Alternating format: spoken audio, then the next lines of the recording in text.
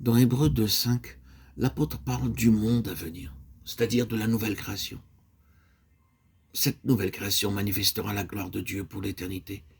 Il n'y aura plus alors ni mort, ni souffrance, ni larmes.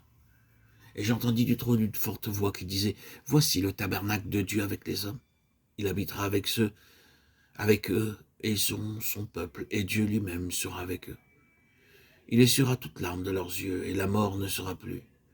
Il n'y aura plus ni deuil, ni cri, ni douleur, car les premières choses ont disparu. » Et celui qui était assis sur le trône dit « Voici, je fais toutes choses nouvelles. » Et il dit « Écris, car ces paroles sont certaines et véritables. » Apocalypse 21, 3, 5.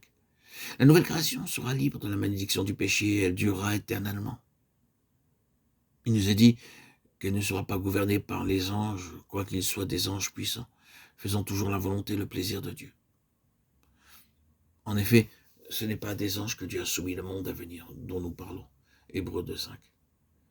Mais elle sera gouvernée par ceux que le Seigneur Jésus-Christ aura cherché et sauvés.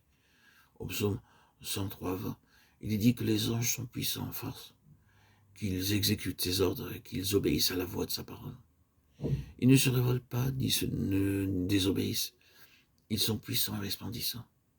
Voici deux hommes leur apparurent en habits resplendissants. Luc 24, 4. Et ils sont nombreux. Je regardai, et j'entendis la voix de beaucoup d'anges autour du trône, et des êtres vivants et des vieillards. Et leur nombre était des myriades et des milliers de milliers. Apocalypse 5, 11. Mais cependant, l'Écriture déclare que la nouvelle création à venir, remplie de la gloire de Dieu, ne sera pas gouvernée par les anges. Dans Hébreux 1, nous avons vu que les anges seront des esprits à notre service. Imaginez le jour où le Seigneur Jésus-Christ rassemblera tous les anges pour leur communiquer quelque chose de la gloire de la nouvelle création à venir. Ils seront alors émerveillés en entendant parler de la gloire de celle-ci.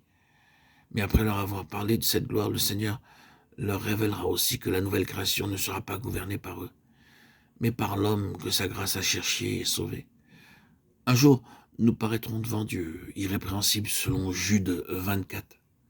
Or, à celui qui peut vous préserver de toute chute et vous faire paraître devant sa gloire irrépréhensible et dans l'allégresse.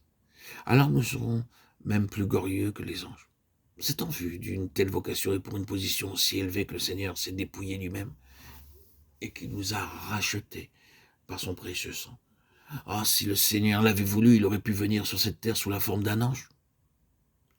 C'est dans un dessein précis qu'il est venu, comme l'un d'entre nous. Car, assurément, ce n'est pas à des anges qu'il vient en aide, mais c'est à la postérité d'Abraham. En conséquence, il a dû être rendu semblable en toutes choses à ses frères, afin qu'il fût un souverain sacrificateur miséricordieux et fidèle dans le service de Dieu, pour faire l'expiation des péchés du peuple. Hébreux 2, 16, 17.